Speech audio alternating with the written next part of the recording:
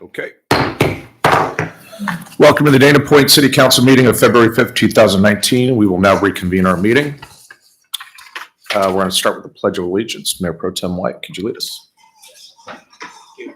Please face the flag and repeat after me. Pledge allegiance to the flag of the United States of America and to the republic for which it stands, one nation, under God, indivisible, with liberty and justice for all. Would you please remain standing for the invocation? This evening it will be provided by Rabbi Eli Gorovich from Chabad of Dana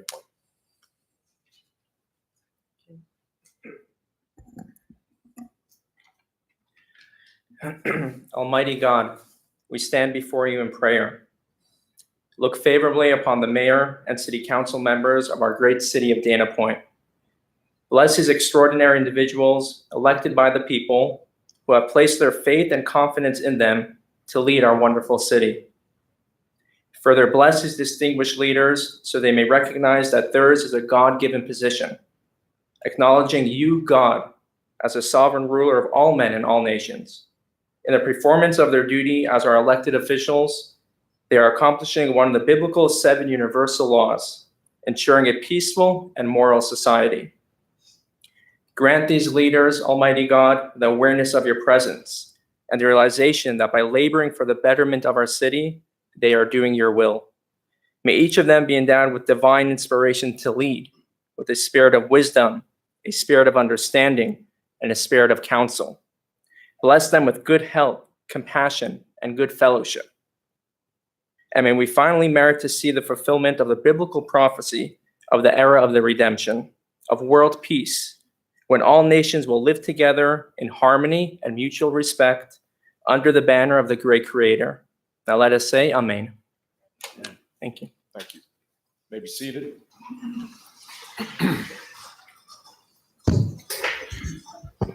Mr. City Attorney, do we have a closed session announcement? We have no reportable items from closed session this evening. Thank you very much. We have a couple presentations tonight. However, our first presenter is not here, so we're going to switch this up a little bit. We have a presentation from Lieutenant Colonel Rusty Tootin, United States Marine Corps Commander, Task Force Lion. Lieutenant Colonel, could you please come up?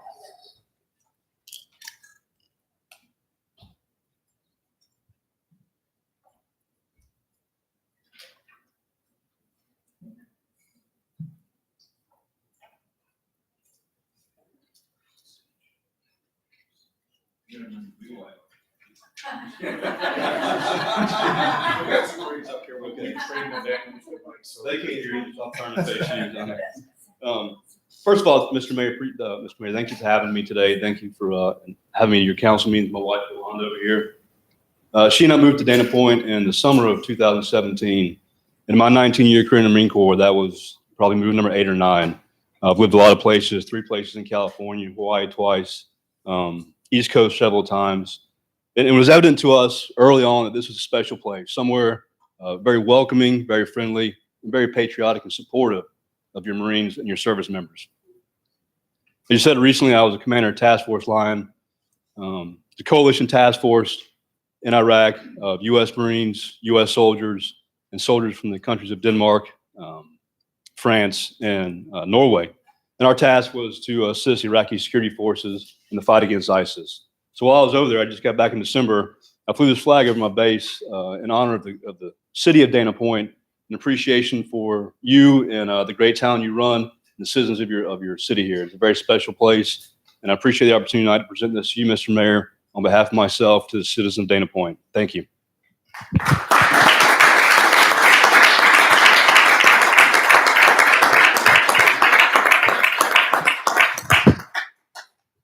Well, Colonel, I really appreciate this. I'm very honored to accept this on behalf of the city of Dana Point. However, like I mentioned, we have a couple veterans sitting up here from the Marine Corps, and this is for the entire city, not just for me. So I'd like the council to come on down and accept this with me.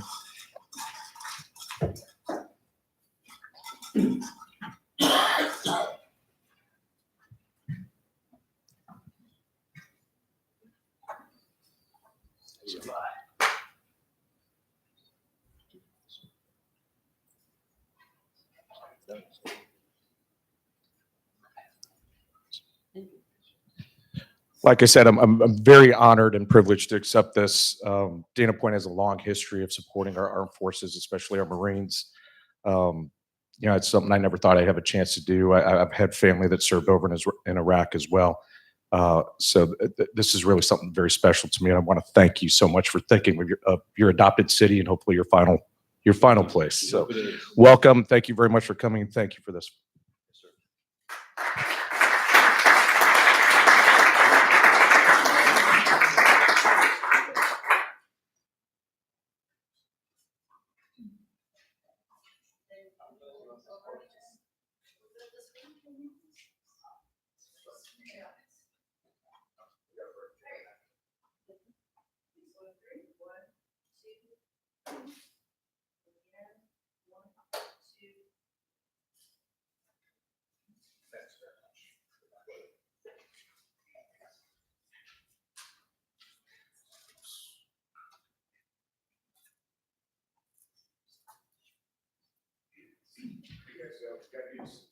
Unfortunately, all of our 30-year anniversary things disappeared from us.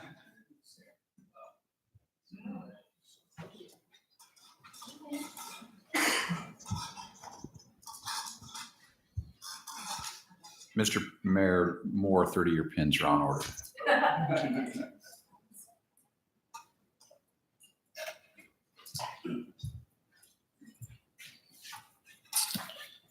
Okay. So I still don't see our other presenter. So we'll move on and we'll take a break when Supervisor Bartlett shows up and do that presentation. So that brings us to the reading of ordinance titles. Madam Clerk, are there any ordinances to read? Mr. Mayor, I do not have any ordinance titles to read this evening. Thank you. Thank you. That takes us to the consent calendar. All matters listed under the consent calendar are considered to be routine and will be enacted by one roll call vote.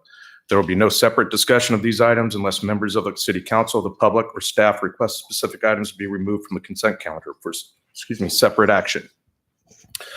Madam Clerk, are there any items to be removed by the public? Item number 11, please. Item 11. By staff?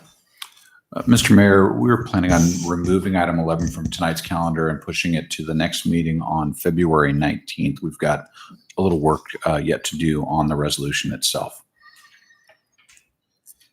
Okay.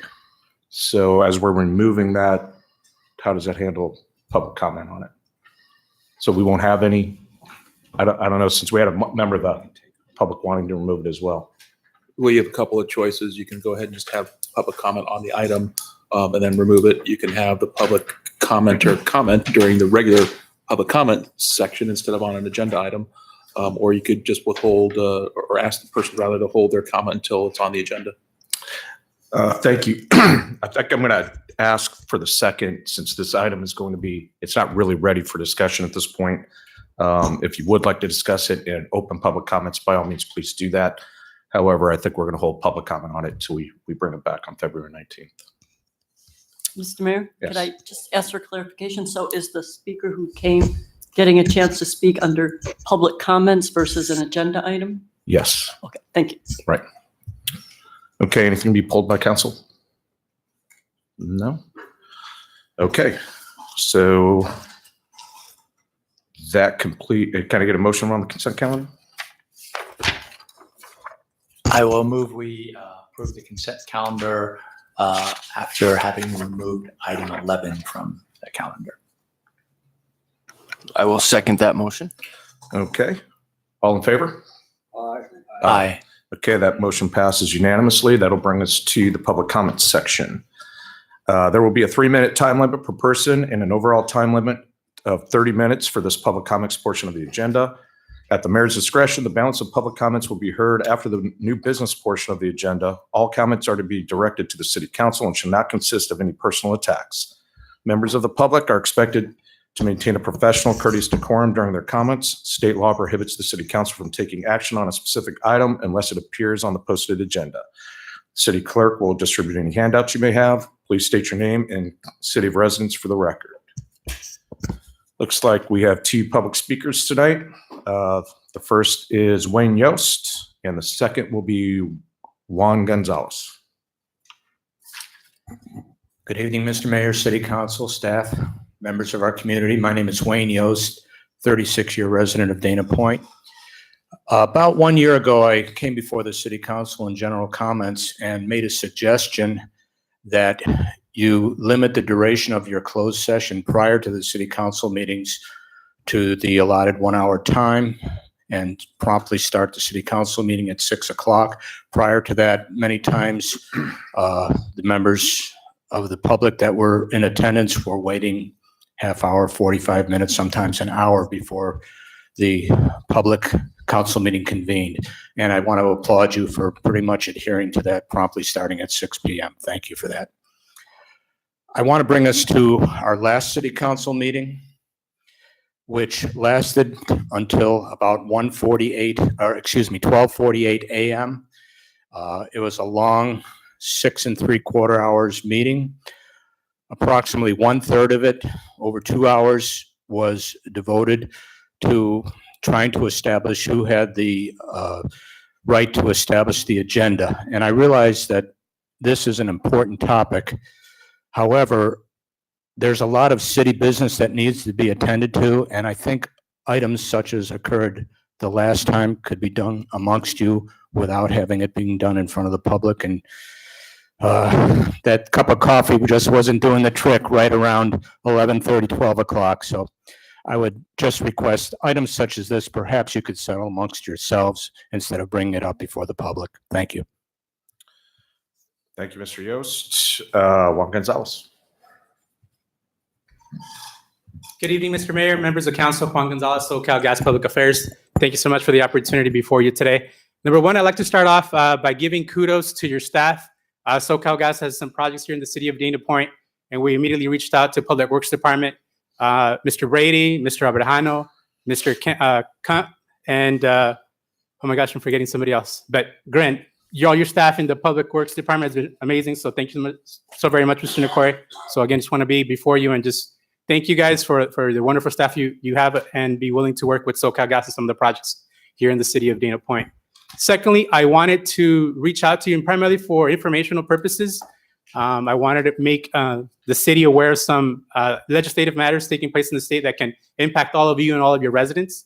Last year's legislative session had particular items regarding to the state becoming all electric, moving the notion of people having the option of using either gas or natural gas and or electricity. Two pieces of legislation that came forward would have required that by 2022, any new buildings in the state of California would be all electric. And the other one would have required that by 2030, all current natural gas use homes and or businesses change from being using natural gas to just becoming electric. So they're required to be retrofitted. Again, I just want to bring this item up to your knowledge and make you aware, as these items believe will be coming again for this upcoming legislative session. And I've been in other city council meetings where I've noticed or I've seen complaints from the residents saying, why is my electric bill so high? Especially during the summertime. Now imagine if everything runs just on electricity throughout the year, what those prices are going to consist of. And essentially for us, for SoCal Gas, we're in no way, shape, or form against electrification, but that should be a matter of the residents or the owners of the home or the business owners making that choice, not something that the state imposes upon the entire state. So again, for us, it's just wanting us to make you aware of these items coming before, and just for you guys a knowledge for your residents. Again, I look forward to working with all of you in the next couple of days. I'll be sending some information to their city manager regarding this particular matter. And one thing I forgot to mention is the notion that this is coming before us in terms of reduction of greenhouse gases. And obviously, it's very important. SoCal Gas knows it's important, and we're doing our part to reduce greenhouse gas emissions. I can share, we have two projects currently we're working on with the Inland Empire Environmental Waste Company. We're working on breaking down organic waste, food waste, capturing that and putting that into our pipeline. And additionally, we're also working out with our dairy farms up in the northern portion of our territory. We're breaking down cow poo and breaking that down and putting that into our pipe, again, as a way of renewable natural gas to be able to serve our customers. So again, thank you so much for the time. I look forward to working with all of you. Thank you. Have a great day. Thank you, Mr. Gonzalez. Perhaps when these bills show up before Congress or the Assembly, you can give us the ABSB or the constitutional amendment numbers. Thank you. Mr. Mayor, if I could, please. Yeah, that I'm going to allow this. We're coming up on a section. It's the council reports, and I'm going to move into that so you can answer under council reports if that's okay. Well, I just wanted to speak to Mr. Yost's comment. Yeah, can you do that under council Do you reports, want me please? That's where it is. So Very quickly, did we get the public? that's what I was about to ask. So the public speaker that wanted to speak under item 11, did they fill out a form? No, Tony did not. She just gave me these items. So I assume she wanted to speak. I'm not sure. Okay, well, I don't see Ms. Nelson in here, so I'm going to go ahead. I'm going to go ahead and close the public. I don't even know if she's here. So, did she just want to hand out her items? She didn't indicate, so she was here. I just assumed she was going to speak on them. Okay, well, she not being in the chamber, and I'm going to go ahead and close the public comments, and we can address it if she comes back. Okay, that brings us to council reports, including city-related meetings attended. I'm going to actually announce this was supposed to be moved to the end of the agenda. That's where I prefer to take it. I know Mayor Vic Sork moved that up under his leadership, but we're going in the future. We're going to move that back to right after new business. But today, since it's here, we're going to go ahead and take care of it. Mr. Federico, we're going to let you go first, and we'll get to your comments. I only have 2 meetings to report, Mr. Mayor. I met since our last council meeting, met with the director of Coastal Animal Services Authority and spoke about animal services as they relate to Dana Point and my being appointed as the board of directors there. And then recently attended the League of California Cities new council member academy up in Irvine. They held one up in Irvine this time. A lot of good information, nothing significant to report for the council or the public, but I will be paying close attention to all the new legislation. They spent a lot of time on new legislation in particular. I know, Mr. Mayor, you're well aware of that stuff. Right. Thank you. Ms. Lewis? Thank you. First, I wanted to address Mr. Yost's comment about the length of the meeting. And believe me, we appreciate that. We don't want to be here that long either. But unfortunately, this is the only place that we can discuss any of the business of this council because of the Brown Act. So if we want to have more than 2 of us sitting down and talking about something, especially anything that's going to require a decision, we have to do it up here. We have to do it at a notice meeting, and we have to do it in front of the public because this is the public's business. So I completely understand. We try to keep them as short as we can, but there was just a lot to do on that last meeting because we only had 1 that month. So we had to shove everything into that. The other thing I wanted to talk about was last week, a couple days ago, Congressman Levin, our new congressman here for the 49th District, has an office that he is starting to staff here in the Dana Point City Hall. And he met with Congressman Levin, met with me and a couple other residents, and we talked about San Onofre. So he has started a task force at San Onofre. It is being headed by Rear Admiral and a former NRC chairman. So he was very excited about that. He's looking into permanently getting rid of the waste that's sitting on the beach at San Onofre. We talked about beach erosion, particularly the beach erosion happening now at Capo Beach and what can be done about that, as he is sitting on the Committee for Natural Resources and chairs a subcommittee for oceans. And we also talked about residential recovery facilities. So I just wanted to let people know that we are starting a relationship with our new congressman. He's right here. His office will be staffed with 1 permanent person and part-time people. So feel free to go in there and let the congressman know what's on your mind. Thanks. Thank you, Ms. Lewis. Mr. Vic Sork? Thank you, Mr. Mayor. I have nothing to report. I've turned in my list of meetings to the clerk. Mr. Mayor Pro Tem White? I have turned in my list of meetings to the city clerk, but a couple of comments. A week and a half ago, I guess now, the countywide, there was a a homeless point in time count done by the county to try to get the entire count in a given block of time. There were 4 sessions of it, but I wanted to acknowledge that our economic development manager, Kelly Renders, and a Dana Point staffer, Rachel Johnson, were out on the street, or out on the street and in the counting at 5 o'clock in the morning when it was about 40 degrees and breezy out, as I know. So I wanted to make sure that they were acknowledged and thanked for putting in the effort. I also attended a meeting with the county and ACCOC on affordable housing financing, and progress is starting to come together there. And out of that meeting, something that maybe when Supervisor Bartlett's here, we might get a chance to let her tell us a little more about if she has a moment. The county is now working on building out a mental health facility in the city of Orange and a campus there, long overdue, and the funding is coming together. So that's very exciting for us to deal with a crisis center and a mental health center here in our area. So, thank you. That's all I have. Thank you, Mr. Wyatt. Let's see. So much has happened in the last 3 weeks. So I was officially elected the chairman of the Orange County Fire Authority about a week ago, 2 weeks. It's like all a blur. I've been to my first regional planning and highways subcommittee meeting over at OCTA, working with Supervisor Bartlett there and some other really great electeds from around the county, dealing with a lot of issues that are going on here in South County. Right now, we're mainly focused north a little bit on the 405 widening project, but we're having a lot of discussions about how do we still address some of the issues that we're having here down south. Where else have I been? It's been a lot.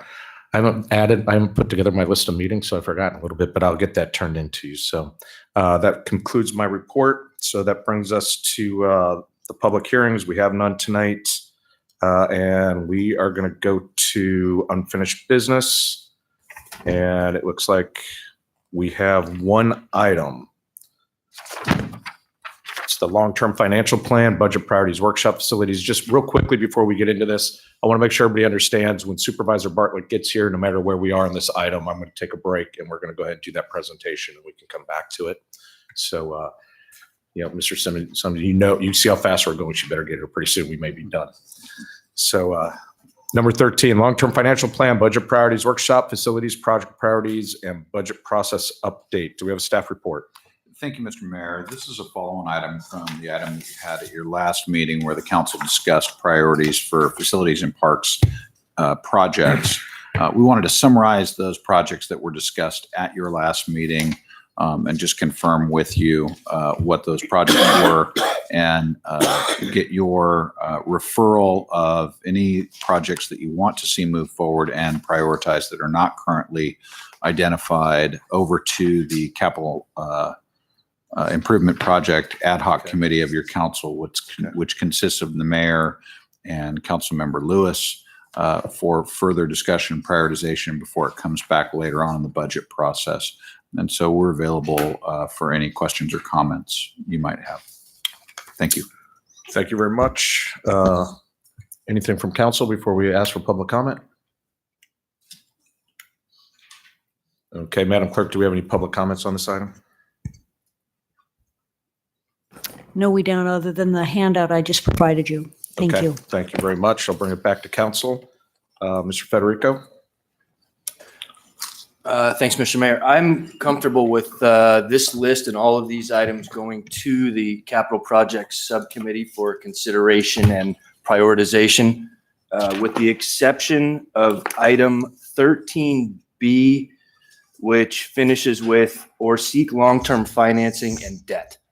So I would like to ask that the subcommittee not consider any projects now that require debt. I think that's separate from what our policy talks about, which is identifying money now. And if our project doesn't fit in now, we can try to find money for it later. But otherwise, I have no issues with any of the items listed.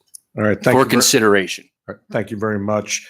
Actually, I usually wouldn't do this, but I'm going to kind of break from my routine here and talk about item 13 directly. The reason this was put on, we're going to take a break right now because Supervisor Bartlett's here. And we're going to go ahead and do the presentation. I know she's busy, and if she doesn't have anything after this, I'm sure she would look forward to getting home early tonight because it doesn't happen often. Yeah, come on up. Sorry for the delay. It's popping to different events and places tonight. So I'm really pleased to be here back in my home city of Dana Point. And thank you for having me on your agenda this evening. I'd like to say that it's fantastic to see Dana Point now has a city seat on OCTA's board of directors. Joe Miller has really hit the ground floor running, and we're so pleased to have him on the transportation agency. One of the many great programs that I'm really proud of at OCTA is Project V, known as the Community Circulator Programs. And I've always been advocating for Dana Point and our neighboring coastal cities to access a program like this for many years. So I'm very excited that we were able to get this done. And my goal is to connect all of our South County cities through the trolley program. We now have Dana Point, Laguna Beach, San Juan Capistrano, San Clemente, and this year Laguna Niguel is coming online.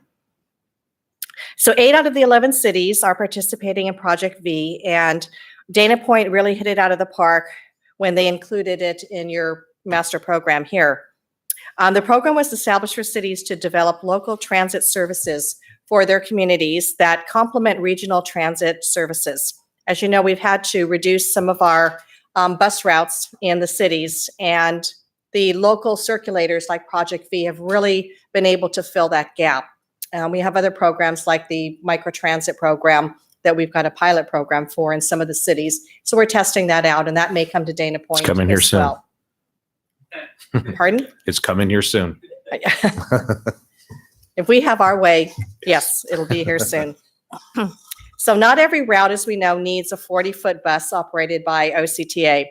The idea is that the cities know their communities best, and for this type of service, we really look to our cities and our leaders to identify the needs for a program that will work for each individual community. Every city is totally different. Some cities, the 40-foot buses work perfect, mainly in the central part of the county and northern part of the county on those bus routes. But in South County, we just don't have the need for the 40-foot buses. We don't have the ridership, and so we have to look at other options, and that's where this program is funded by OCTA through Measure M. 90% of the cost is paid by OCTA and 10% by the cities.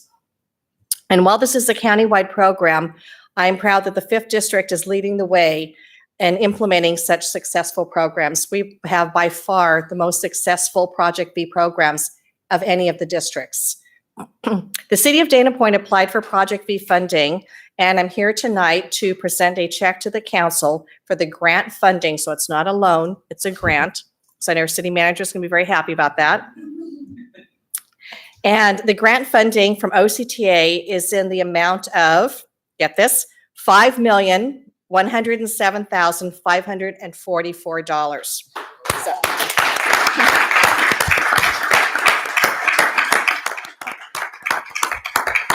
So we have my able-bodied assistant, Dave Simpson from OCTA, with me this evening.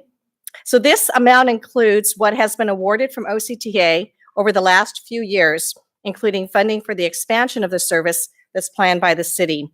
Not only is this great news for Dana Point residents and businesses, but it also is great for our visitors. So congratulations, Dana Point. And at this time, I'd like to have the mayor come down and to take a photo.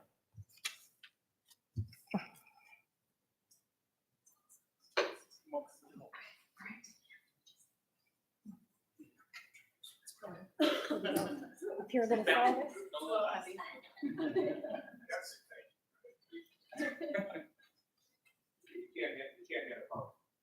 Politician a $5 million check and expect him not to speak.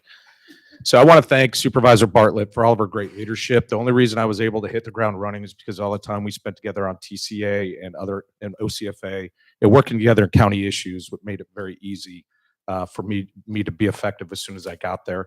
I want to thank her for all of her work on Project V. She is a true leader in this area.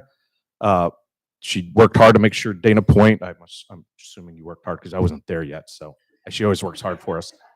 and guaranteeing that Dana Point received. We came in #1 in the funding this year. We got about $2 million this year, specifically because we are the hub of this entire transportation wheel down in this area. We have Dana Point's kind of the center of Laguna Beach, San Juan Capistrano, Laguna Niguel, and now San Clemente. So I'm very proud to be part of this. I really want to say thank you to the supervisor for all the work she's done on behalf of Dana Point as a supervisor, and especially the 8 years she served here on the council.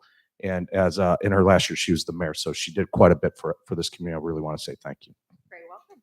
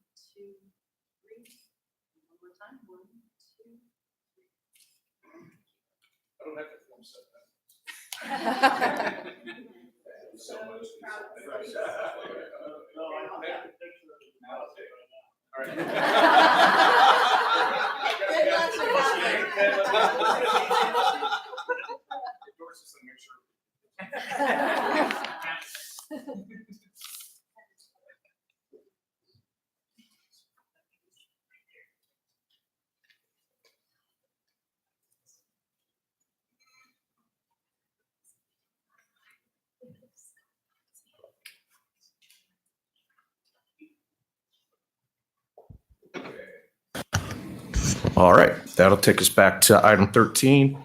And like I said, I usually wouldn't break in on this, but this is kind of unique that we have a list of projects from an individual resident here.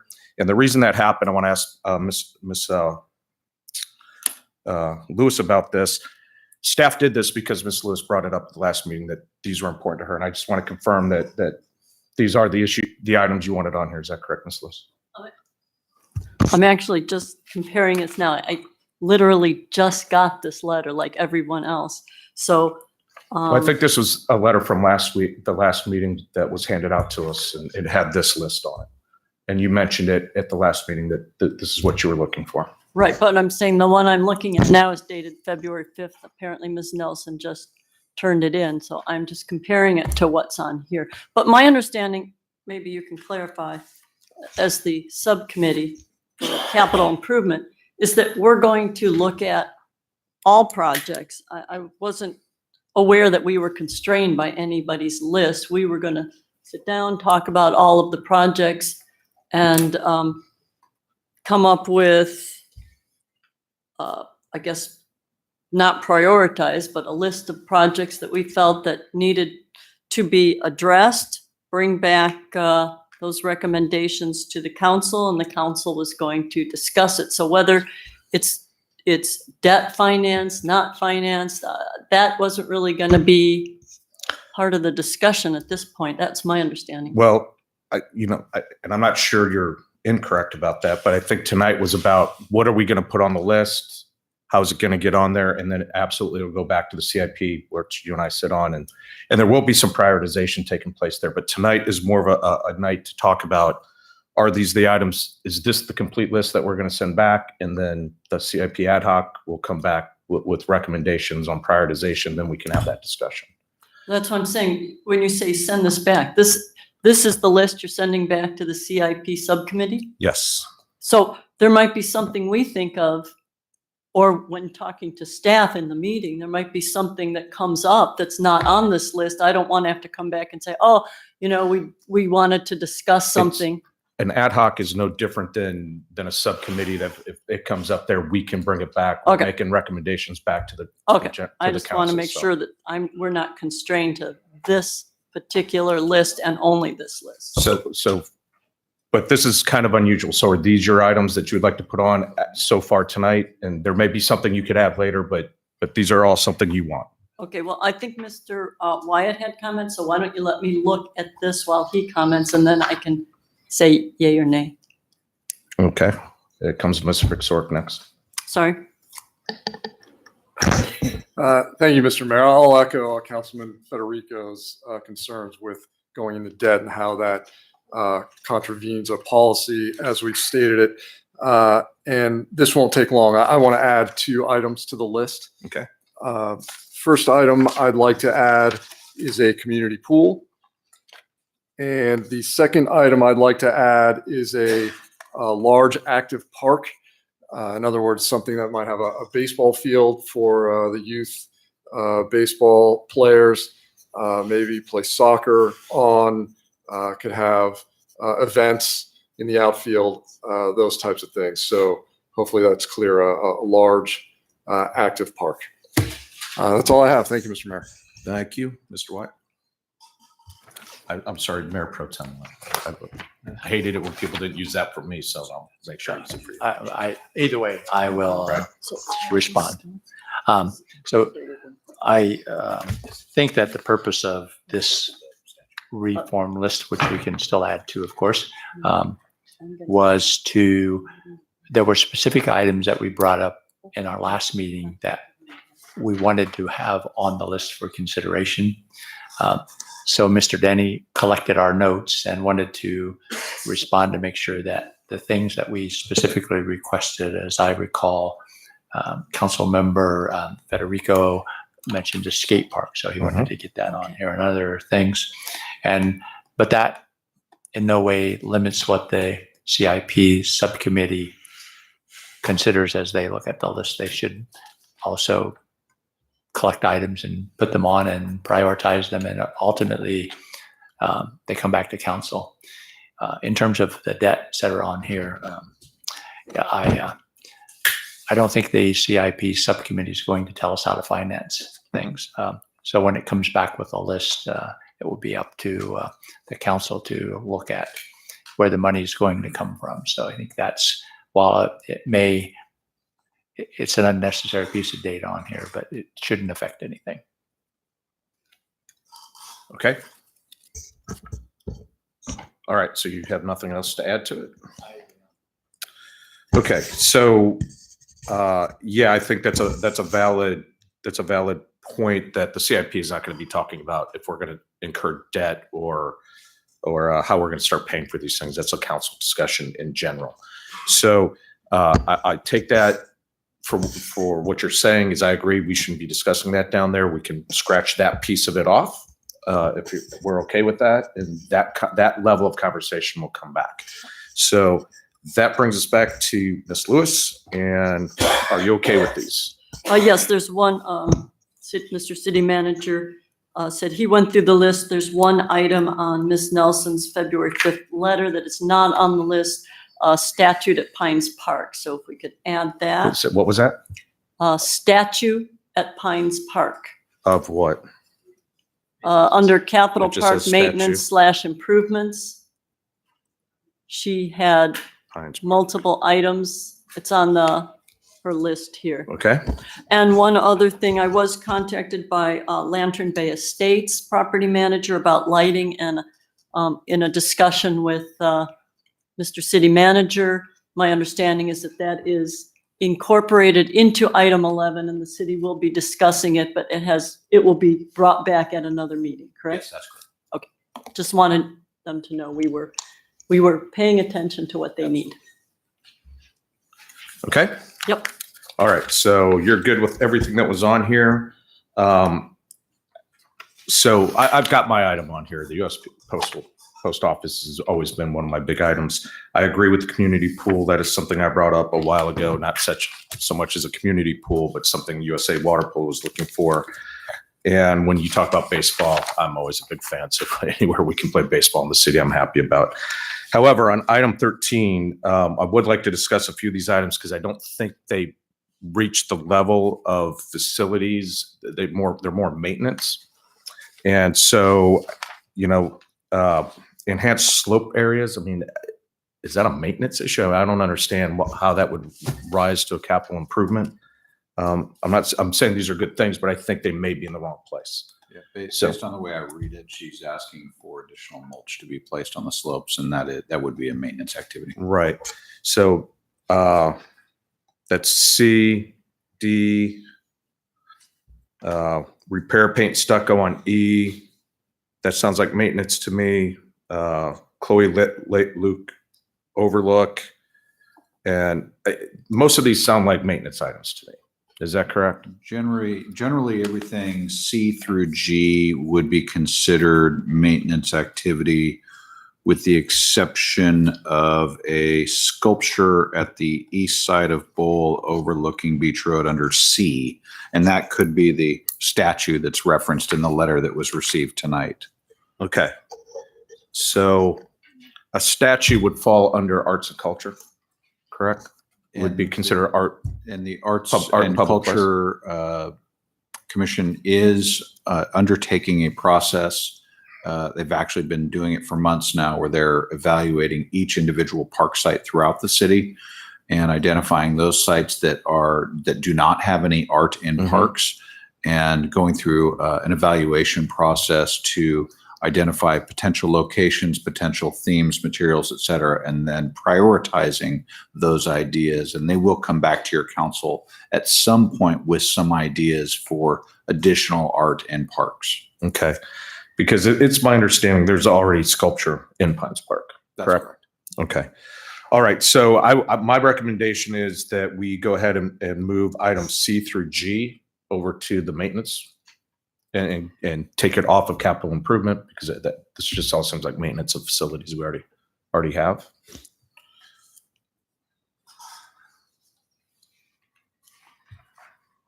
Do you have any comment on I'll that? second that. I have a comment, yes. Okay. Okay, so on C, it says, let's see, connect Bowl area to upper area, east side of Bowl overlooking Beach Ranch, construct a restroom. I wouldn't think those are maintenance. Are those maintenance? That sounds like capital to me. Construct a restroom, that's. Yeah, sorry. I'm sorry I missed that. I skipped over take that that. one. So And you're correct. connect Bowl area to upper area. That's good. We can put that one back on, with the Okay. exception of the sculpture. We'll move over to. Yeah, let's see. Enhanced playground. I mean, I'd rather we just kind of hash this out when we have the subcommittee. We can always decide this is maintenance, this isn't capital, and come back to the. Well, but I think that's something we can handle right here. I mean, most of this, I understand what you're saying, but we have a large list that we're going through. So if we could reduce that here, if the council looks at this and says, this is maintenance, I agree with you on C, we could take that off, because I didn't catch the restroom and connecting the bowl areas. Okay. And it kind of got me, because I've always heard they want a dog park down in that area, and that's how I thought that would happen. So, So but what correct. happens then, if we put it on instead of capital improvements, we put it on maintenance? How does that get addressed then, in terms of, is there a list somewhere? Some of this work is already underway, Uh-huh. and some of it will be budgeted in the next budget. So we can follow up with you to show how that's being done. Okay, so we can, how do we report back to Ms. Nelson and the people in Capo? I can report back to the council. Okay, Okay, so I guess we'll take a vote on that. I'm going to amend the motion. It's going to be D through G, and we're going to leave C on for the capital improvement list to go to the ad hoc committee. and is playground equipment, that would be maintenance? So Let me just clarify, if I could, with Mr. City Manager. Is there anything on the list that we are removing that looks like it would be capital versus maintenance? Because I don't want to take anything off that you would consider capital. No, these are all maintenance activities, with the exception of the restroom, connecting the bowl to the upper area, and building a sculpture. Right, so C we're Yeah. keeping on, so we're just Yeah. talking D through G. Right, I'm saying we'll put C back on the list. D through G will come off and go So into D maintenance. through G all looks like maintenance. Okay, Okay, I've amended my motion. Do you accept my amendment? Accept. Okay, I'll just call for the vote on that.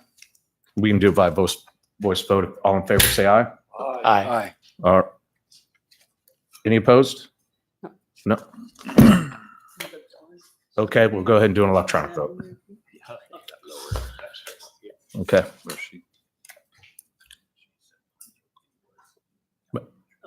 Madam Clerk, we're going to go ahead and do an electronic vote on it. I only had 4 members vote, so. Oh, Okay. sorry, yes. Okay, you're okay with it? Oh, yeah. All right, then passes unanimously. All right, thank you very much. Okay, that brings us to item 14. Mr. Mayor, before we move on, Oh. can I, now that we've decided what we're going to send down, I have one point of clarification. Okay, I did understand you to say we're sending this down to the CIP subcommittee, where I'm not on that subcommittee, so I want to understand what's going to happen there. Is one of the things going to be done is prioritizing these projects, bringing it back to the council with Yes. recommendations? yes. Okay, so I heard that, correct me if I misunderstood, but that the financing isn't going to be taken into account. I'm not exactly clear what that meant. I would think obviously the price of what these projects are would be taken into account in determining how to prioritize these various items. So maybe I could get some clarification on what the CIP subcommittee is going to be doing, Okay, if you're going to consider that or not. so we are not going to consider debt financing. We will actually absolutely consider the cost of the project before we prioritize it. So, and we can decide how we're going to do that. Right now, they're prioritized 1, 2, and 3. 1 is an absolute necessity. 2 is something that's going to happen in the near future. 3 is something that is a nice to have. That could change based on the cost, and if we can fund something that we would really like to see. But that piece of it will come back when we make the recommendations, and the discussion will happen here on how we will ultimately end up prioritizing that. Thank you. Everybody okay with that? Yeah. Okay. Moving on to 14. This is the strategic plan, review and performance measures. Mr. City Manager, do we have a staff report? We do. And while Rachel pulls that up, thank you, Rachel. I've just got some brief slides that I'm going to go through with you here this evening, and I will get you copies of these, and then we'll be posting them as well for the public's benefit. This is our first update since the council adopted the plan, and so these are generally annual metrics, as well as some metrics that are in development. We're going to spend this year continuing to collect the numbers and refine them so that when we roll into this time next year, when it's time to update the plan, we'll have some recommendations for you about that. But let me start by just reminding everyone the vision and mission statements that the council adopted when it adopted the plan. A vibrant, world-class place, and our mission to set the standard for an exceptionally livable city. We did set a new set of value statements as well for the organization to communicate both internally, externally. Moving on to goal number 1, and I'll go through each one of the goal sections, and then I'll go through the project list. So goal number 1, so your first priority is for a livable community and world-class place, with a statement of Dana Point prides itself in creating and maintaining a safe, livable, and unique world-class coastal city.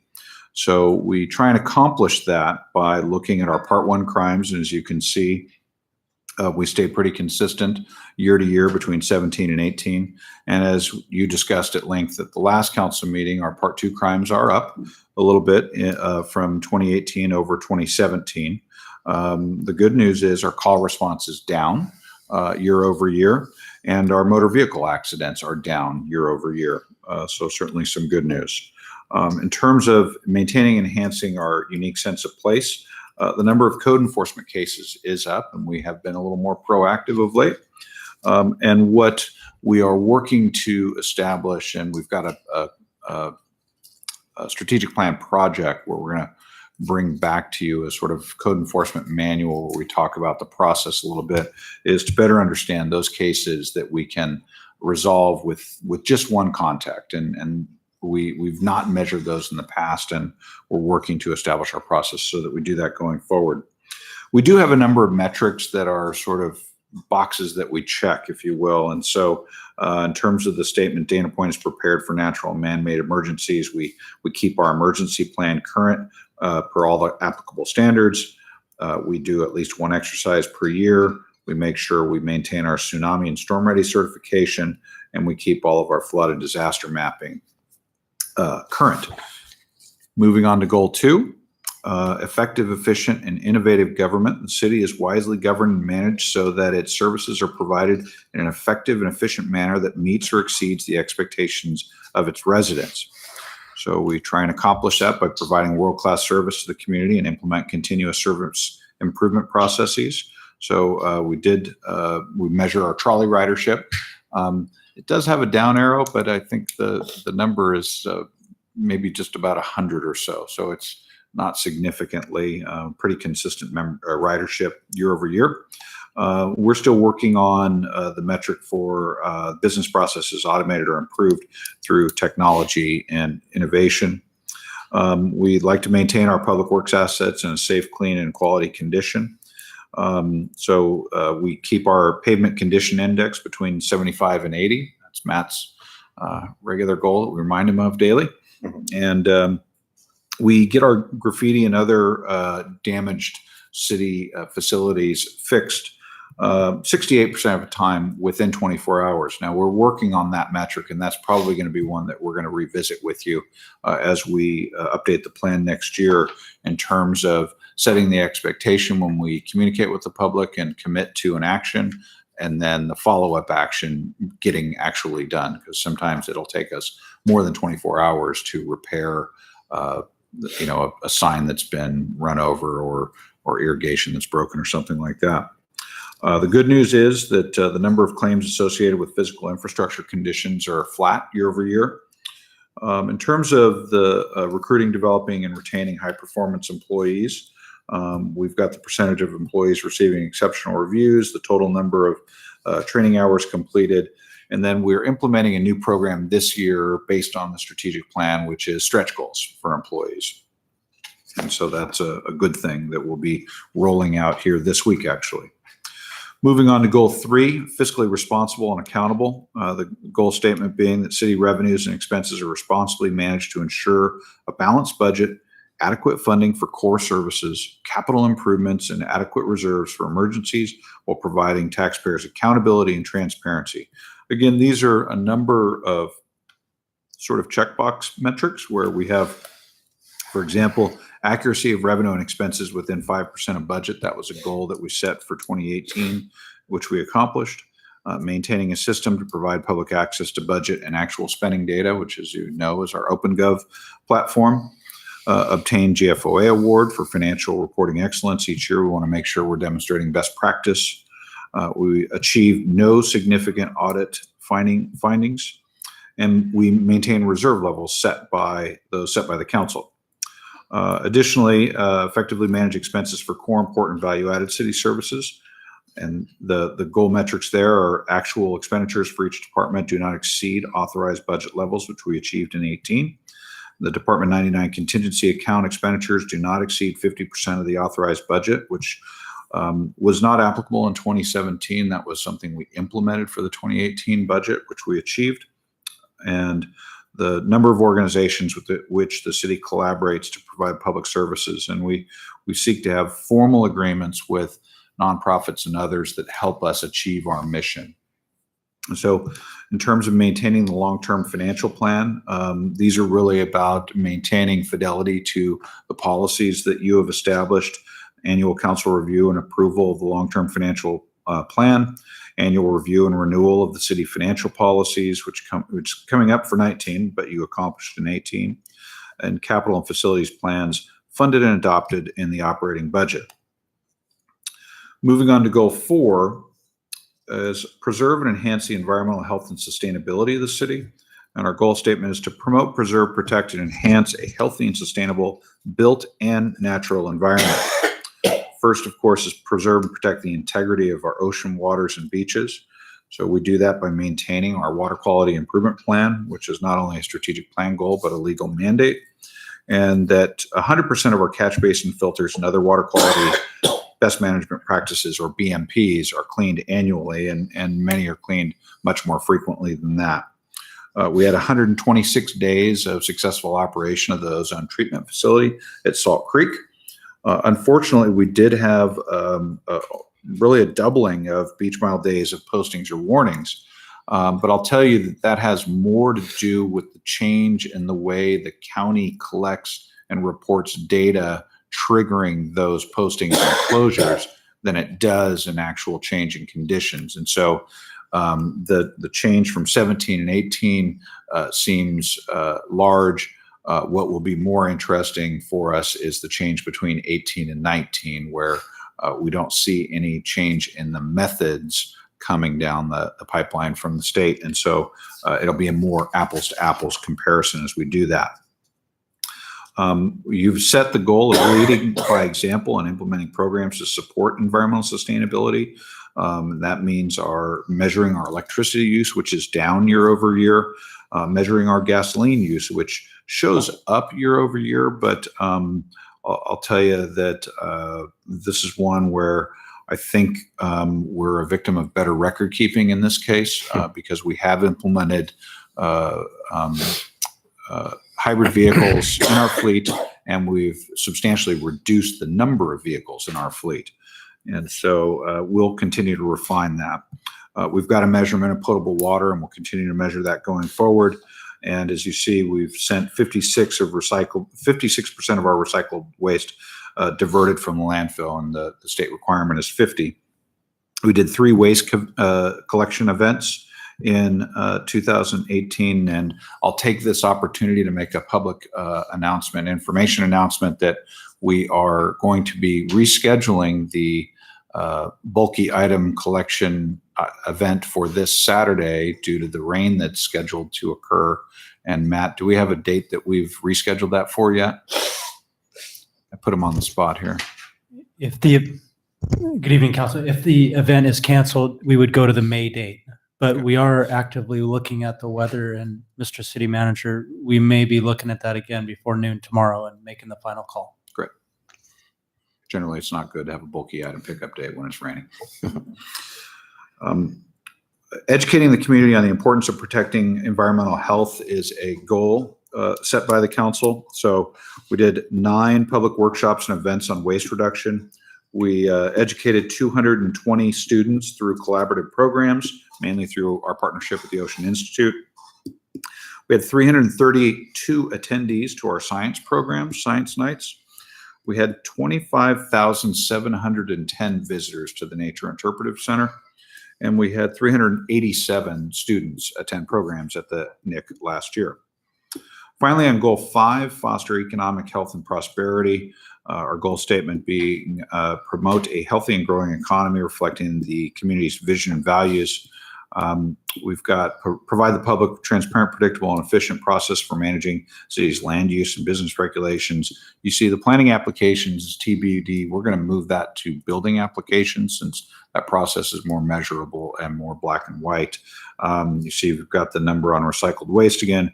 We do customer surveys for the customers that visit us at the planning counter and building counter. They get a text message and they can respond really quickly and easily. So 91% say that they got all their questions answered. 92% say that the staff is helpful. We've set goals for ourselves to update our planning documents on an annual basis, which we've accomplished the last 2 years. I wish I could say the same for our friends at the Coastal Commission, who are still sitting on 2 of our zone text amendments. But we've got our fingers crossed. And we actively collaborate with business to foster a vibrant business climate, enhance economic vitality of our community. And we've got some general sort of economic metrics in here in terms of the commercial vacancy rate, lodging occupancy rate, local unemployment, and a number of local jobs. The last page I want to go over are in terms of our metrics, are the community survey results, maintaining and ensuring public safety. This year, we tested the question about how do folks feel about their perception of safety walking in the neighborhood at night and in city parks. And then we put a priority on maintaining and enhancing Dana Point's unique sense of place. And as you see, we were able to check all the boxes with the goals we set in those metrics. We want to provide world-class service to the community and implement continuous service improvement processes. 80% are satisfied with the job we're doing in providing services. 76 agree that we provide consistent level of service. 91% agree that our staff is professional, accessible, and helpful. And then we've set some communication goals that frankly are opportunities for us going forward when 44% say the city listens to residents when making important decisions. And we were happy to see the growth.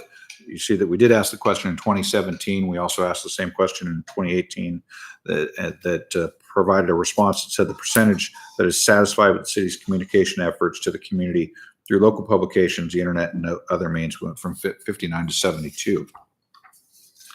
So I'm moving on now to the plan also included a number of projects. And so I've organized them here by goal number, and we'll provide just a brief update for you. We've got one that looks to analyze service costs primarily relative to public safety services and comparing resident versus visitor. We found this one to be more challenging than we expected. The data is hard to get at and hard to find. And so this is one that's going to take us a little bit of time and probably cause us to want to identify a partner, perhaps in academia, that can help us do some type of academic analysis of this question. And that's why I've left it as to be determined. The second is to enhance. Excuse me, Mr. City Manager, I got a quick question on this. You're talking about service costs between resident and visitor, and you're looking at public safety interactions. I'm assuming that you're talking about every time one of our visitors reacts with our public safety personnel, that that's what it's hard, but you don't take into consideration all of the visitors we have that never interact with public safety that we still need to protect, correct?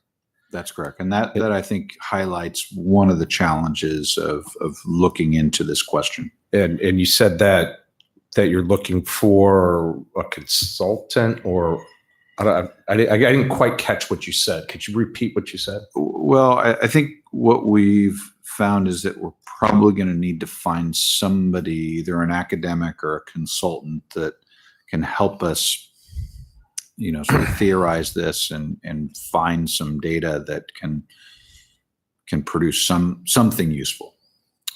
Okay. All right. I guess my concern is if we can find a consultant and you're looking for an academic, we're not talking about an academic exercise that says this could happen. We need real world information on this if we're going to do this type of analysis. So I don't fully grasp what we're trying to accomplish here, but it's something I guess we talked about. Maybe we'll come back to it. Okay.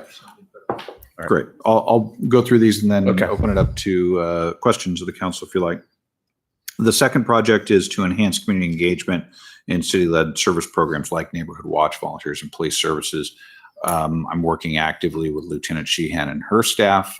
We had a great holiday event for the VIPs. We are updating all of our marketing materials for VIPs. And on this one, this is one where we will report to you in our next report in January on how we've done. And so it'll be the delta between how many VIPs and Neighborhood Watch folks did we start with and how many did we end with and how did we do for the year in terms of encouraging folks to join us.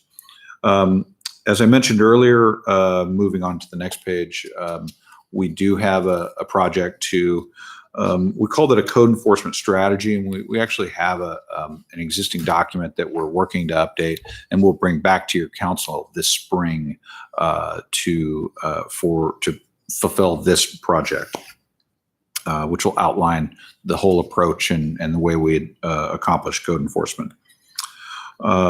Moving on, goal 2. So this was a unique one. Give employees the challenge, responsibility, authority to make city government more effective, efficient, innovative, and reward success for doing so that innovative and continuous improvement will become part of the city. As you know, as a part of the Dana Point Employees Association contract that we negotiated this last year, we did incorporate a couple of new ideas where the city and the employees will work together to create incentive programs to incent employees to come forward with new ideas. And we're in the process of implementing that now. And I thank the council for its leadership in doing so. The next goal is to measure employee engagement. We'll be working with the Gallup Corporation and we'll report back to your council on those results. The goal 3, complete implementation of the priority-based budget process. We're in process having our second priority-based budget discussion tonight, and CIP subcommittee and the council will be actively engaged in that process as we move forward. And the next is to review large contract scopes and develop and issue new RFPs. Our first is on the street literally as we speak, and look forward to seeing the results of that. We completely rewrote that document. This is for our tree maintenance contract, and so we'll look forward to see what the results are of that. Moving on to goal 4, we've got a goal of street sweeping and storm drain cleaning policies and frequencies so that trash on our beaches and from the watershed is reduced further. That will be manifested in the budget proposal that you'll see for the next 2-year budget. Matt and his staff will look at our current policies and see if any adjustments are necessary and what adjustments might be needed budgetarily for that. Moving on to goal 5, completing an economic analysis of city land use as a precursor to a general plan update. This would be a project that Kelly Renders, our economic development manager, will lead, and it will lead into the next project, which will be probably the city's big, hairy, audacious goal that organizations like to talk about in updating a general plan. So we'll look forward to that. And with that, I am available for any further questions or discussion. And again, I thank the council for its leadership in adopting this plan, and look forward to continuing to report our results and getting your feedback. And as we look at, next year, continue to iterate and improve as we go forward. Thank you. Thank you, Mr. Denny. I'm going to ask for public comments real quick before we start. No, I have none, Mr. Okay, Mayor. I'll go ahead and close public comments, and we'll go around the horn. Councilmember Federico. I'd just like to say, first of all, thank you, staff and Mr. City Manager, for putting all that work into pulling that data so we can assess how well we're doing, and tying it to the resident survey, and it's supposed to inform the budget without getting down the rabbit hole of questioning the strategic plan at this point in time, because I know we have a programmed way that we're going to do that after the budget cycle. I want to say that I'm a firm believer in having a strategic plan, and that these projects ought to be stepping stones toward achieving whatever that goal is. So when the time comes to look at the strategic plan, I'll have a lot of input for it, and I think it's great to have it, and I think we can make it a lot better. Ms. Lewis. Thank you. Can we go back to some of the slides? So goal 2, the first goal 2, not the. No, metrics. Yeah.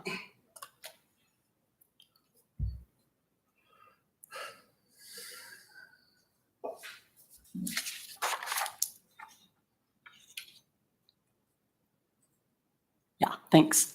Okay, so I just wanted to clarify, I was a little confused. So I'm looking at page 3 of our staff report for item 9.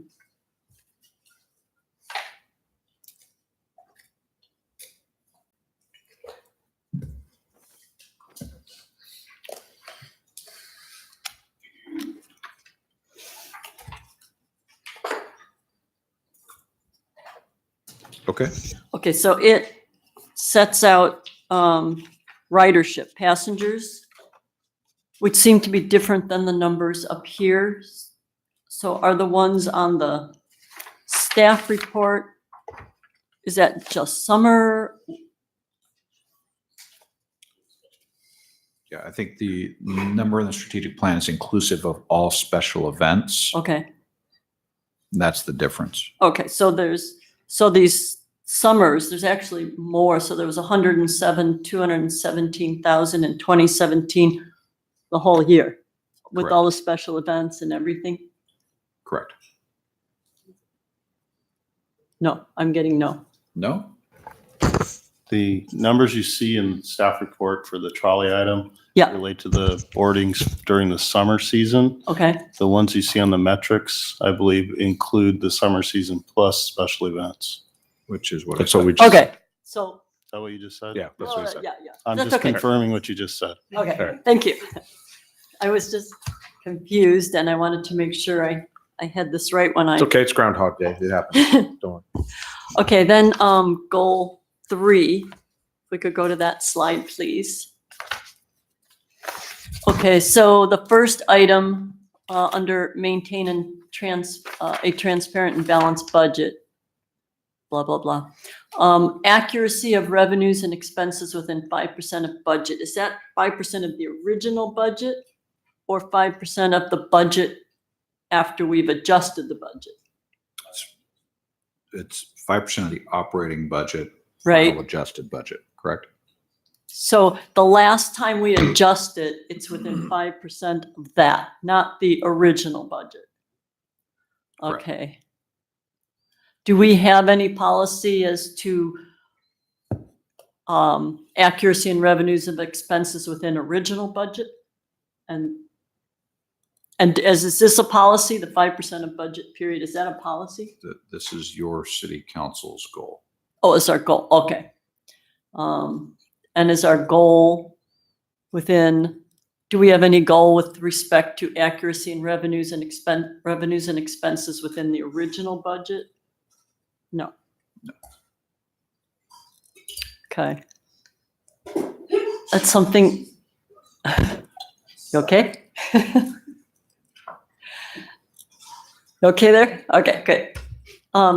So that's something I guess I would like to explore. We don't have to do that tonight, but maybe when we meet and Okay. talk about finances, explore that. Great.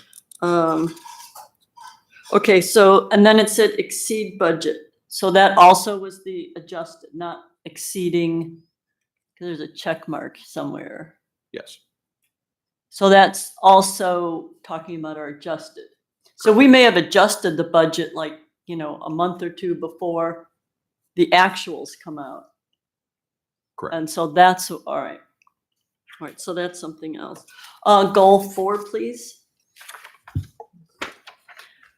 Okay, so where it says gas use, it says lead by example in implementing programs to support environmental sustainability.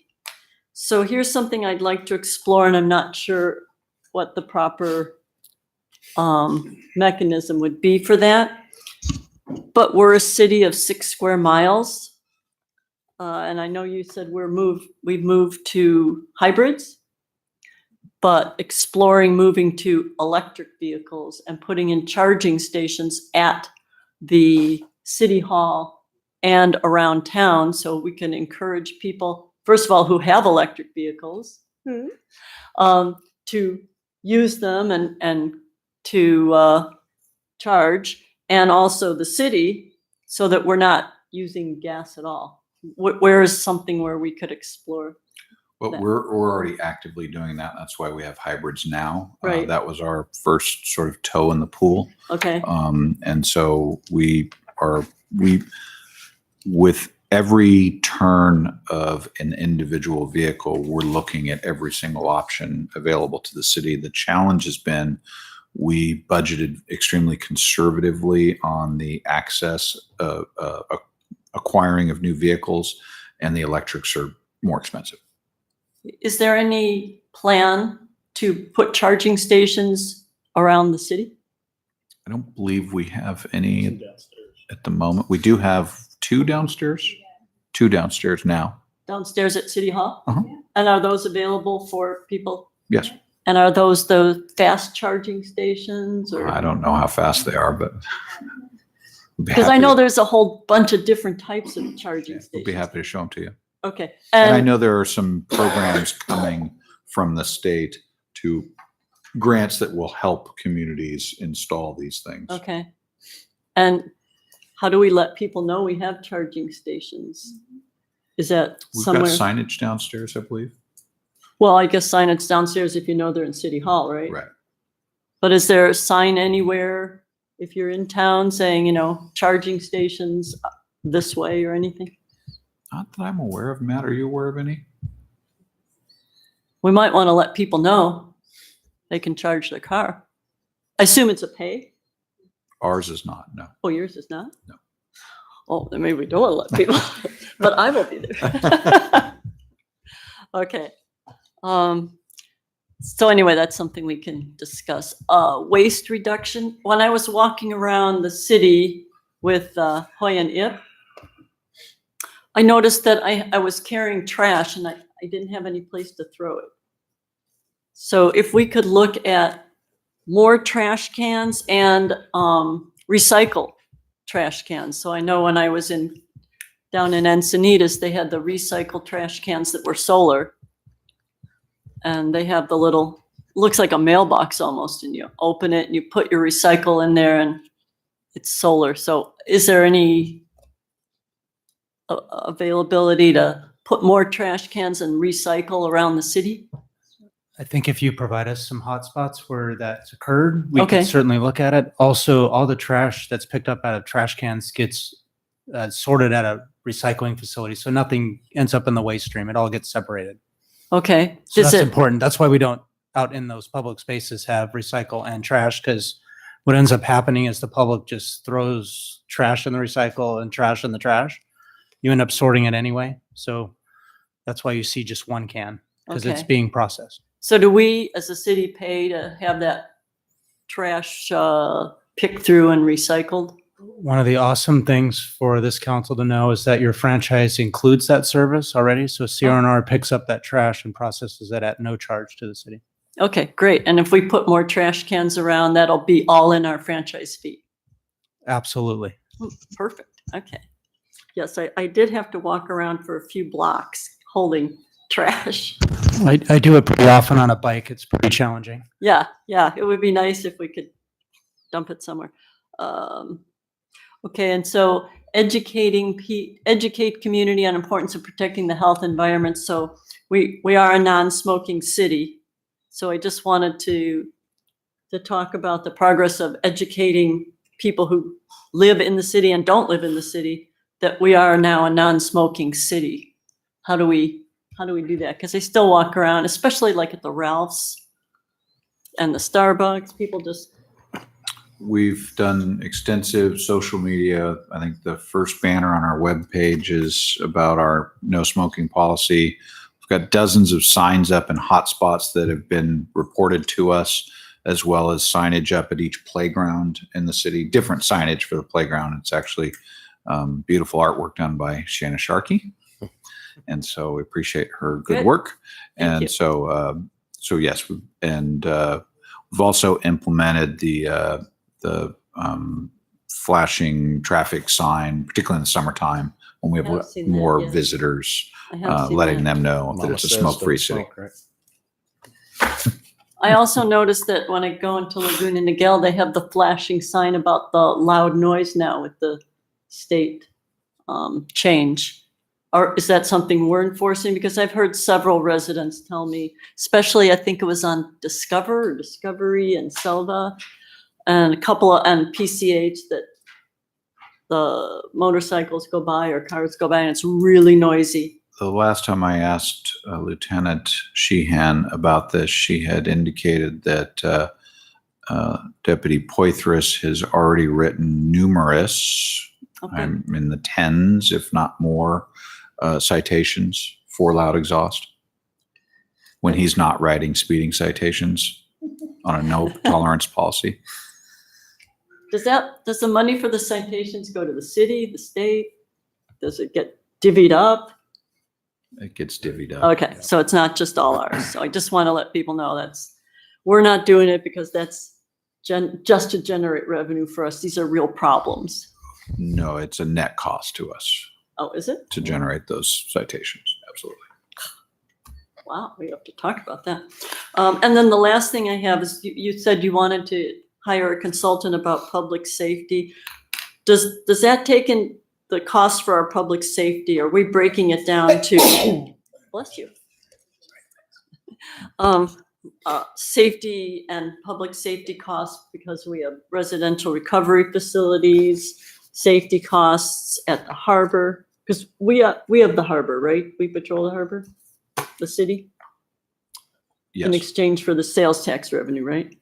and transient occupancy tax as well. Okay, so when we break that down into revenue visitors slash resident, does that take into account those two areas? Because I would think that residential recovery facilities are going to be a cost center for our safety and emergency care, as well as the harbor. All right, need some water? I'm going to look to Mayor Pro Tem Wyatt. He really took the lead on this particular project goal. And I don't know that it was really ever anticipated to look at a type of land use.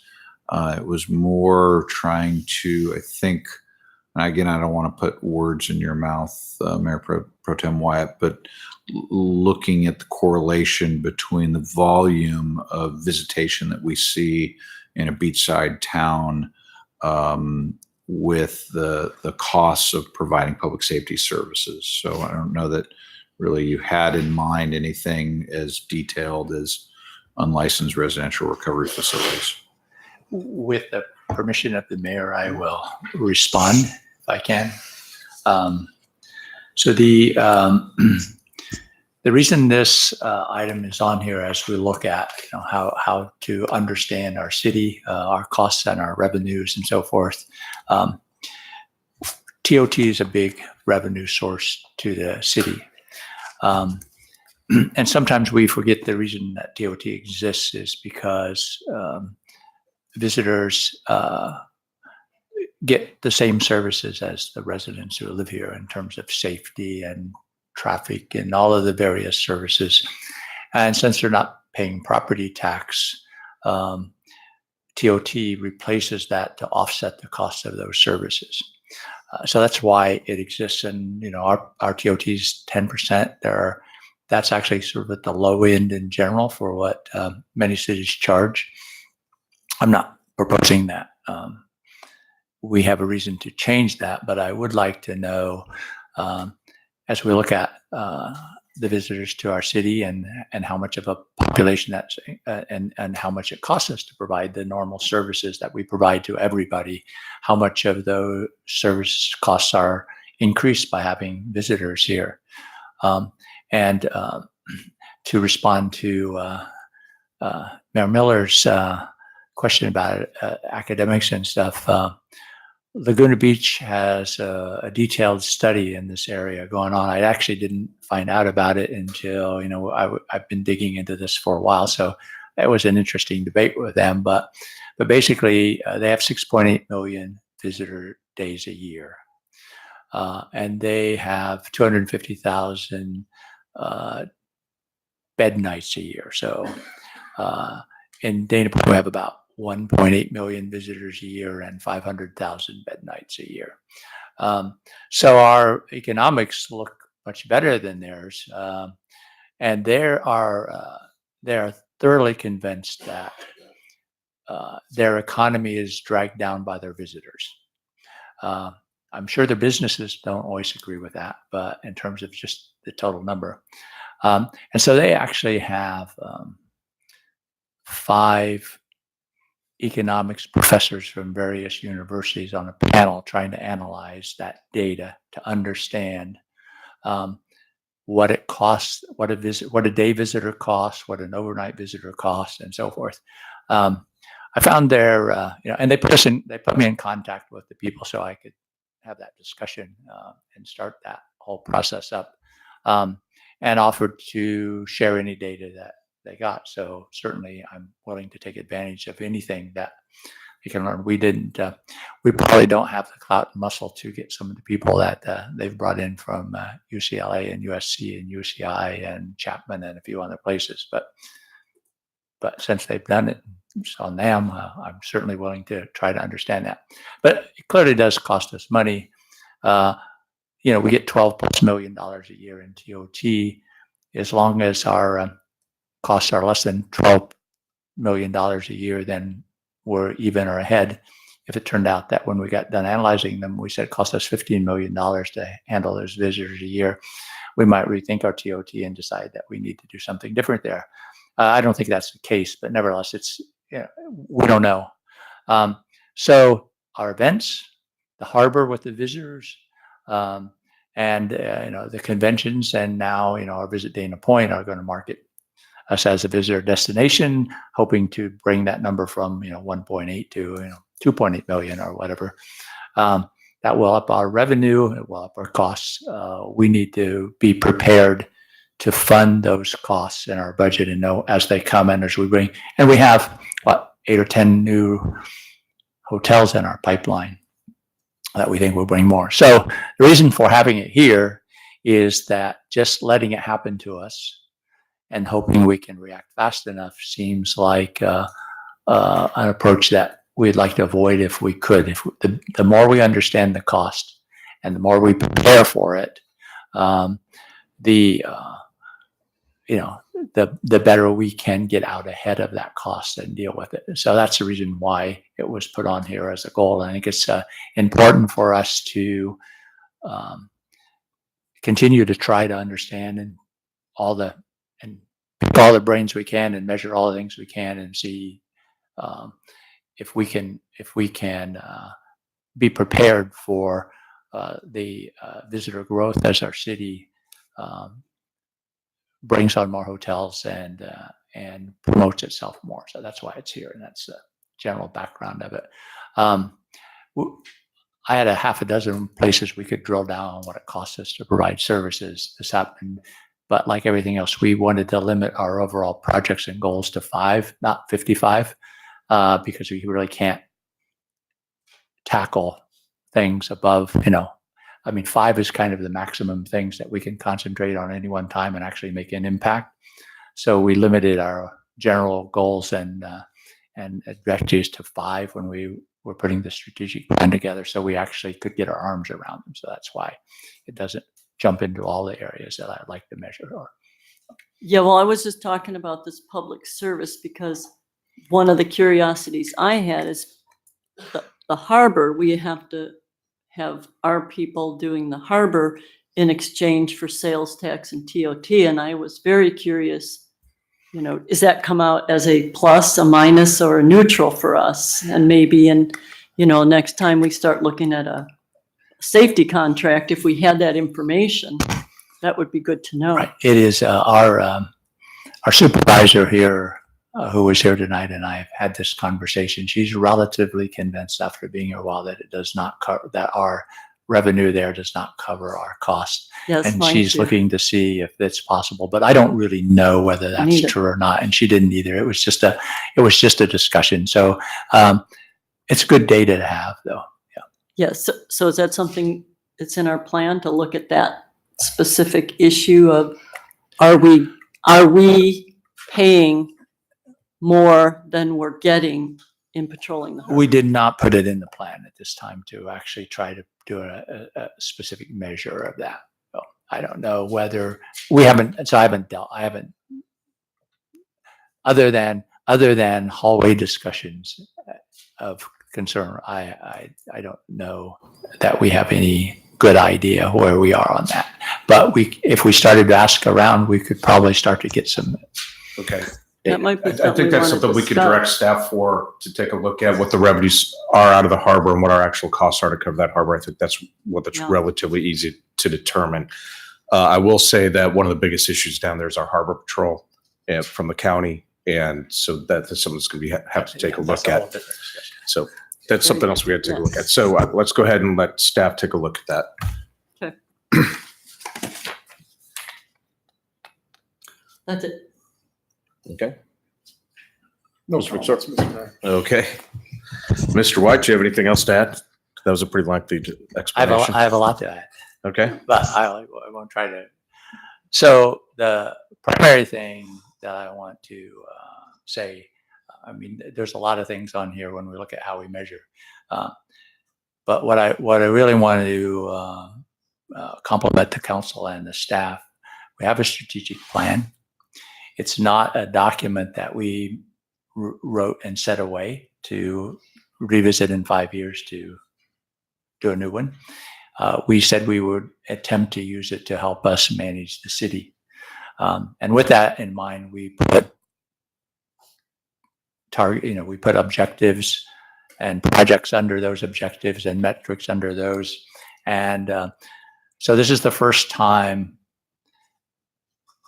for maybe ever, likely ever, but where we've now said, these are our objectives, our projects to help achieve them, and how we're going to measure whether we're doing what we said we were going to do. And we're making them public so we can get lots of feedback. Now, I would generally expect that we will have lots and lots of opinions as to whether we pick the right projects and the right goals and whether we're measuring them correctly, which is incredibly valuable information as we start to look at, ourselves as a city. But by establishing them and making them public and discussing them, we will start to hold the dialogues about, that. And I think that we will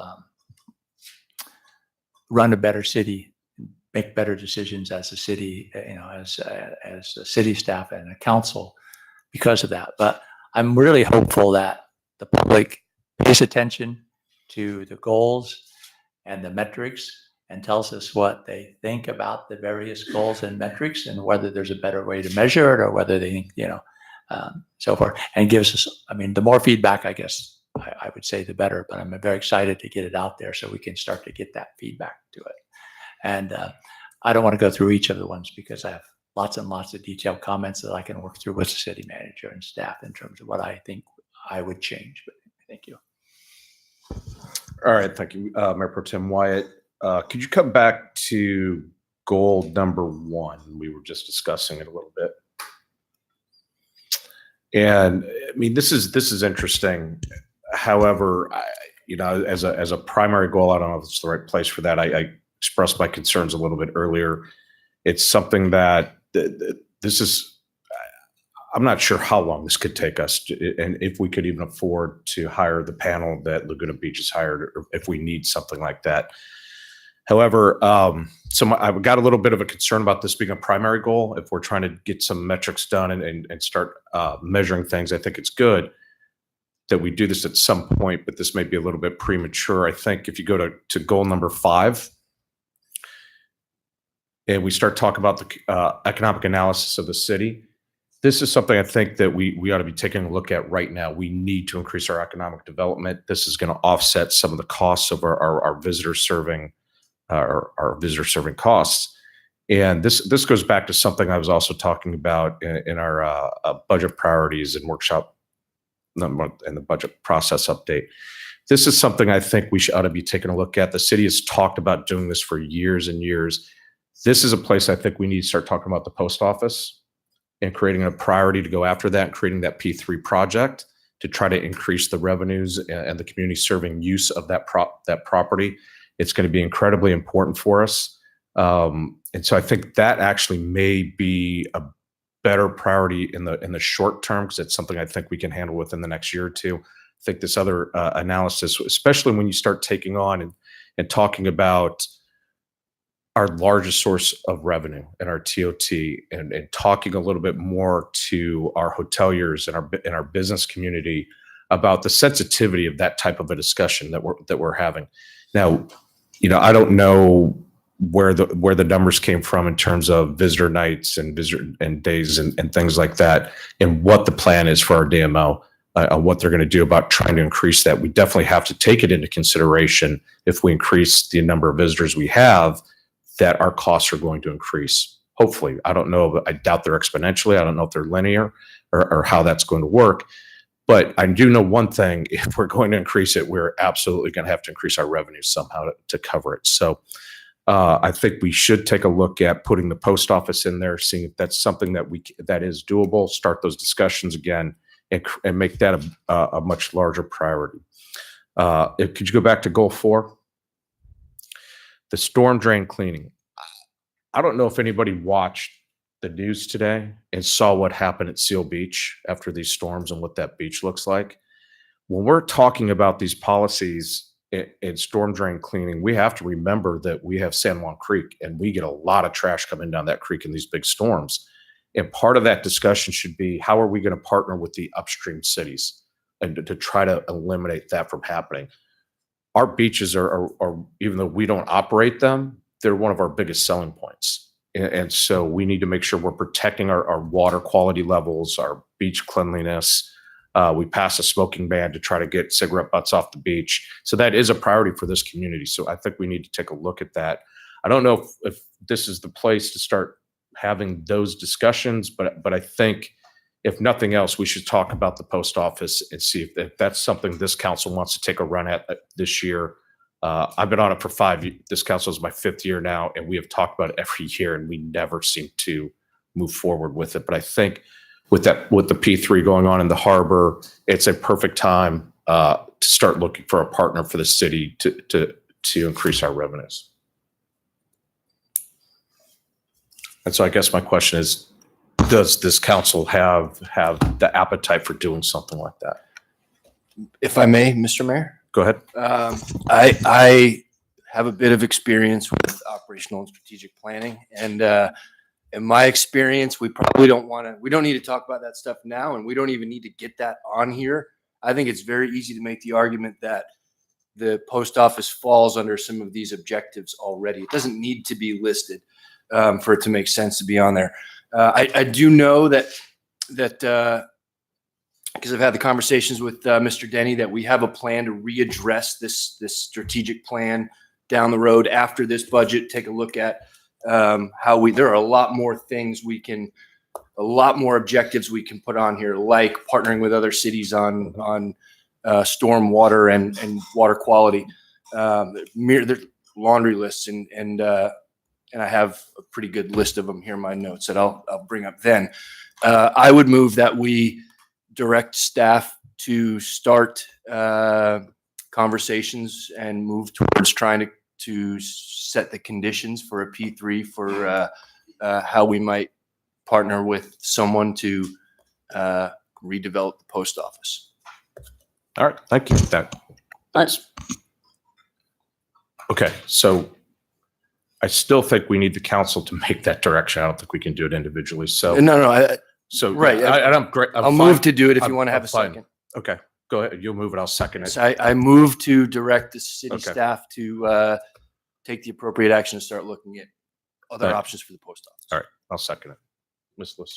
Yeah, I'd say if we also, the post office is something that's been talked about for, like you said, years and years and years, that not that we should give up on it, but we have a commercial center right now, which is completely underutilized. And if we were to put our collective effort into Doheny Village and, coming up with a plan to light it, to landscape it, to get public safety, I think Mr. Wyatt was saying, a mobile unit there so that people feel safe there, we could attract business and revenue source to what's already a commercial site. It's already the right site and a revenue generator. We're just underutilizing it. So I'd like to see a lot of our time and energies put to seeing how do we maximize the revenue at Doheny Village and get people.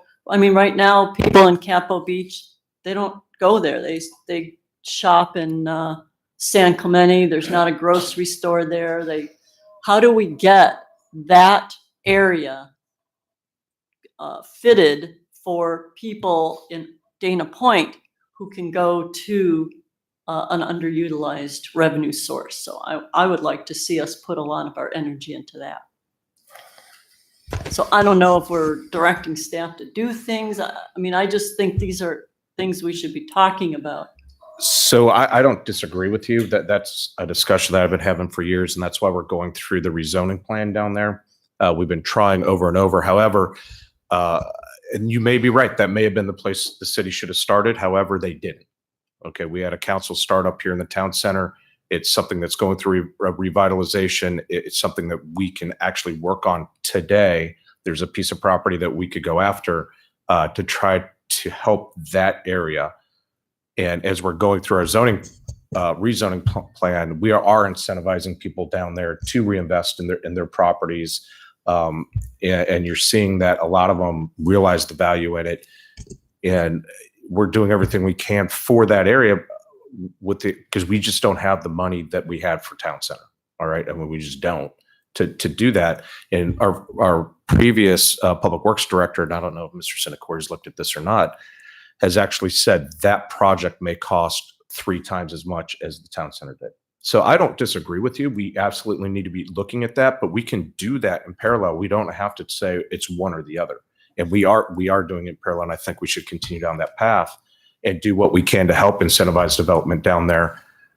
But I'm not seeing anything other than we already created an account with $760,000 in it to do beautification and do things like that. Mr. So- Mayor, can I just remind the council that the staff is exerting significant effort in the Doheny Village? Absolutely. From the Doheny Village plan process on the zoning side to the public improvements that have been already directed by this council, that we're going to work in consultation with the Doheny Village plan participants from the Merchants Association and local residents. And so staff at all levels of the city are very focused and working very hard already. So you can reaffirm your support for that activity, but you've already given the direction. Right. Thank you. Mr. Mayor, if I might, excuse me, while I did make the motion, I don't believe I made any comments or discussion about it. I have a conflict of interest with the post office because I have an office within 500 feet of it. So if we continue anything with the post office, thank you, Mr. City Attorney, I need to recuse myself. And to the degree that the council feels like they want a motion on that item, I would suggest that we have a new motion and we consider the. I'd be happy to withdraw that motion. Well, I will make the motion. So no, you just can't participate if you're recusing, which sounds like you are. So I'm going to make the motion to direct staff to start taking a look at how do we start working with the post office to try to develop a P3 plan and utilize that space more effectively for our community. I also have a conflict there, of course, so I would not be able to comment or vote on that. But I do have other comments, feedback on the thing when it's my turn. There's a Well, just motion. because we've got this kind of odd situation where we're talking about lots of topics and there's a conflict on this one. And to the degree that you feel there's a need for a motion, my suggestion is that you kind of clean up that item and then we move on to the next. That's what item. I'm saying. I want to, there's a motion on the table, and if there's not a second, it'll die. If there's a second, then we can vote. Should we direct staff to do that or not? Second the motion. Okay, and if you want to continue to discuss it, we can. If you want to vote on it, we can. Yeah, if we're going to have a lot more discussion on it, I would suggest that the two council members with conflict step aside. If it's going to be quick, then it's kind of a judgment call there. You guys, if you get into a long discussion, you need to step down from the dais. One never knows, right? Go ahead. I do have a comment though. Okay, so my question is, when you say start looking at this P3, what's involved? What kind of staff time and what kind of costs? Because that's something I think we should be talking about in the CIP. This is really a capital improvement. Do we want to do this? So I think this is something we should be discussing with staff in the CIP subcommittee. We can kind of hash out that and then bring it back to council. So I understand where you're coming from. However, you and I are on the CIP subcommittee, Right. and we only have one other member here. And it's something that we're going to have to direct staff to do down there anyway to start bringing some costs around it.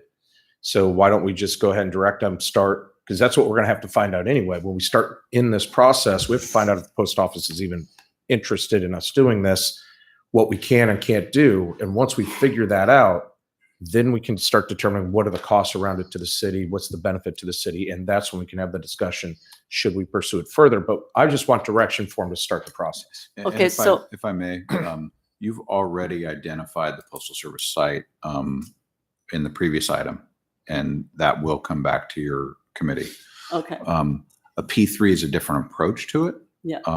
And it is potentially one that does not involve capital intensive costs to the city.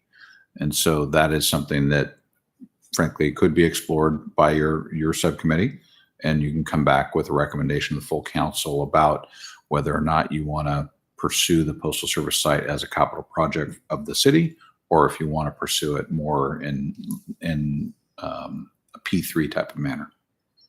yeah, so, I mean, my preference would be for us to first discuss it and discuss these details, because I really don't know to really be able to vote on this now. So if you ask me to vote on this now, I'm gonna vote no, because I want more information. So I'd rather we just put this off. It's already on our list. Sit down and talk with staff and see what's involved. However, making a vote on it right now does nothing more than what we would be doing anyway. You and I can prioritize it when we bring it back, but it sends them down the path. That's all I'm asking them to do, is go down the path tonight. It's something that's been talked about for years and years. And I understand you want to see more on it. We're going to get a lot more on it. But instead of putting it off for another month or month and a half and then having it die because we get directed up in another direction, I just want to start it now to get something moving on it. I would like to take the vote tonight. I understand that. And all it is a direction to investigate both avenues. If we want to purchase it, we could. Is this under a CIP? A P3, does it make sense for us to even attempt it? But more importantly, it allows us to start the discussion with the post office, because it may be as simple as, we're not interested in selling the property. And if that's the case, we're done. And if they are interested, what are they willing? Are there going to be any restrictions? There's a lot of conversation that needs to go on around this. And I think if we're going to truly investigate it, we need to send staff down that path now. And then once it comes back, we can have those discussions. Is it a 1, 2, or 3 priority? Or is it not a priority at all? Is it just far too expensive? We don't even want to discuss it any longer. That's all this discussion is. It'll come back to CIP anyway. And at that point, we can make the recommendation up to council, should we pursue it or not.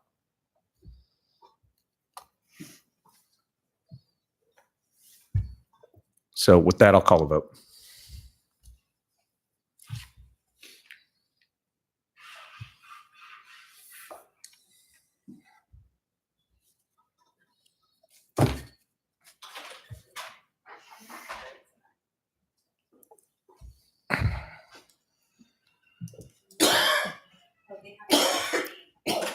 Oh, you guys have to abstain.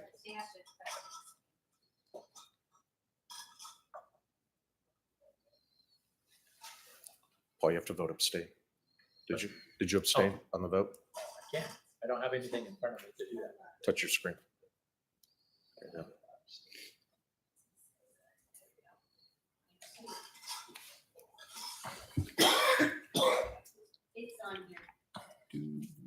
Okay, so what the screen doesn't show there is, So typically, it's actually not an abstention, it's a recusal, and we don't offer that. And so I think you need to remove them from the vote. Right. So, I mean, they can't abstain on something that they can't participate in. I think we should do a voice. Okay, we'll do a voice vote. Okay, so You want to do a roll call vote? I am Okay. Councilmember Lewis, No. Councilmember Federico, No, I'm he's recusing myself and am not voting. correct, I'm not abstaining. I am not voting. correct. Okay. Councilmember Vic Sorig, Mayor Pro Tem Wyatt, I am recusing myself I'm recusing myself and not voting for this. Mayor Mueller. Aye. So the item carries 2-1 with Councilmember Lewis in dissent. Thank you. Okay, that brings us back to the agenda item. And I think Mayor Pro Tem Wyatt had another comment. So So this is a strategic plan with goals and metrics that we put in place. It's a living strategic plan, meaning that with time we will want to update it, hopefully not radically different on the objectives, but in terms of projects as we achieve them and priorities we understand. Some of the things that we're bringing up are, and the 5 goals on the MARC priority sequence, there are 5 simultaneously areas of emphasis that we want. So 5, when it talks about the general plan, isn't the priority, 5th priority. It has the same priority as goal 1 when we talk about gathering data. Again, the reason that is in there is the goal, understanding the economics of the things that we're targeting to do. As the hotel rooms come online and we promote the city and try to bring in more visitors and conferences, I don't disagree with those, and I'm certainly not in conflict with our resorts. All I'm trying to do is make sure that we are prepared to provide them the services that they will need to have when they come, and that means that we need to understand and allocate the costs for having those available as they're needed. The same actually when you get to the general plan. The reason for that is the same every time we allocate land use. All of the infrastructure and services that need to, if we build it out to that land use, there's a cost of the infrastructure in place. So if you make it residential, the infrastructure needs are different than if you make it commercial and so forth. So every one of those decisions in the general plan have a cost to, if they were built out, they would have a cost to operate. And so we need to make sure that as we review the general plan and build it out, that we understand that the revenues necessary to operate the plan, if we could implement it, are coming in. So they all sort of fit together in terms of looking out ahead of where we are, which is why they're in the strategy. Okay, thank you. Okay. So this is a receive and update, and I think that's going to be, I think we're done with that. So that'll bring us up to, oh my God, what I did with my script. There it is. Thank you for everybody for your input on this. It's been an interesting discussion. That takes us to staff reports. Mr. City Manager. Thank you, Mr. Mayor. I do want to say a thanks to the department heads and to Rachel Johnson in particular for their assistance in pulling together the strategic plan metrics, as they will continue to report those in throughout the year. And so just want to recognize them for their great work, and we'll see you on the 19th. Thank you. Thank you. And the graphical work somebody put in. So thank you. Mr. City Attorney. I don't have anything this evening. Okay, so that takes us to adjournment. The next regular meeting of the City Council will be February 19th, 2019 at 5 p.m. in the City Council Chamber located at 33282 Golden Lantern Suite 210, Dana Point, California. We're adjourned.